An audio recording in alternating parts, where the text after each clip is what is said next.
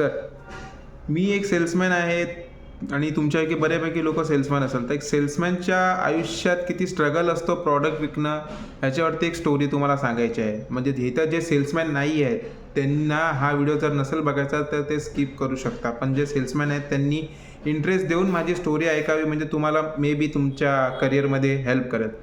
तर झालं असं होतं की मी लेन्सकार्टमध्ये कामाला होतो. ठीक आहे, लेन्सकार्ट ही कंपनी आहे, जी आयवेअर कंपनी आहे. मी फील्ड एक्झिक्युटिव्ह होतो. मी लोकांच्या घरी जाऊन सर्व्हिस द्यायचो, लाईक डोळे तपासायचो आणि त्यांच्यासाठी चष्मा ऑर्डर करायचो. तर असंच एका कस्टमरच्या घरी गेलेलो. मी दक्षिण मुंबईमध्ये काम करायचो आणि दक्षिण मुंबईमध्ये श्रीमंत लोक राहतात हे सगळ्यांनाच माहिती आहे. मी त्याच्या घरी गेलो, डोळे वगैरे तपासल्यानंतर चष्म्याची ऑर्डर घेण्यासाठी त्यांना चष्मा फ्रेम वगैरे दाखवत होतं.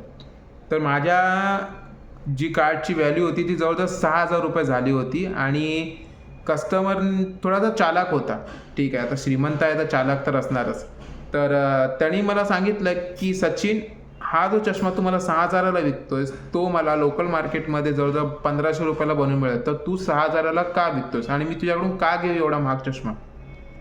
माझ्याकडे उत्तर नव्हतं. मी त्याला काय समजावू, मी त्याला क्वालिटी आणि वॉरंटी समजवत होतो.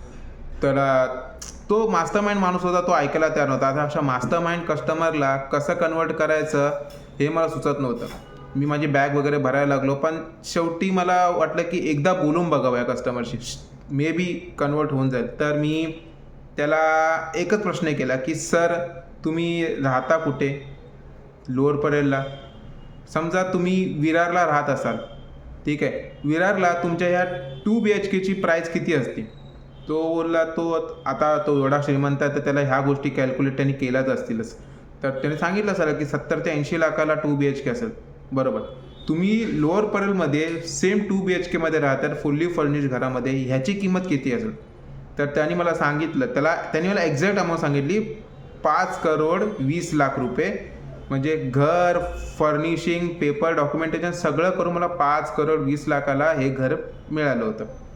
मी बोललो ठीक आहे. मी बोललो सर, जर तुम्हाला हे सेम घर 5,20,00,000ला तुम्ही घेतलं आहे, हेच सेम घर तुम्हाला विरारमध्ये 80 लाखाला मिळत होतं, मग तुम्ही ते का नाही घेतलं. तुम्हाला घर तर घरच आहेत ना, मग विरारला घेतलं असतं तर अजून स्वस्त पडलं असतं. तुम्ही लोअर परेलला का घेतलं. तो बोलला, बघ सचिन, मला इतर ही लोकेशन मला आवडली आणि प्रीमियम जागा आहे, प्रीमियम लोकेशन आहे, ब्रँडेड बिल्डर आहे, तर मी इथंच घेतलं. माझ्याकडं माझा बजेट होता तर मी घेतलं इथेच घर. मी बोललो सर बरोबर आहे, प्रीमियम जागा आहे, म्हणजे ब्रँडेड आहे बिल्डिंग वगैरे, तुमचा बिल्डर वगैरे, तर बरोबर आहे. पण हीच गोष्ट तुम्ही विरारला सुद्धा घेतली असती ना. विरारला तुम्ही नाही घेतली कारण तुम्हाला स्टेटस मेंटेन ठेवायचं होतं. सेम तसंच लेन्सकार्टसुद्धा सर खूप मोठा ब्रँड आहे. तुम्ही लोकल मार्केटमध्ये लेन्सकार्टला कम्पेअर करत असाल तर ते तर चुकीचं आहे ना. लेन्सकार्ट एक $1 बिलियन कंपनी आहे, इंटरनॅशनल कंपनी झाली आहे लेन्सकार्ट. आता तुम्ही लेन्सकार्टचा प्रॉडक्ट आणि लोकल शॉपमधला प्रॉडक्ट कम्पेअर करणं हे मला बरोबर वाटलं नाही, म्हणून मी तुम्हाला प्रश्न केला. तुम्ही वाईट नका मानून घेऊ.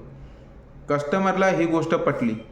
मग त्यांनी पुन्हा एकदा माझ्याशी डिस्कशन करायला घेतला प्रॉडक्टबद्दल. मी त्याला समजवलं की हे मटेरियल आहे, आम्ही लेन्सकार्ट एवढं महाग का मटेरियल यूज करतं, आमच्या वॉरंटीज काय आहेत, आमच्या रिटर्न पॉलिसीज काय आहेत, रिप्लेसमेंट पॉलिसीज काय आहेत.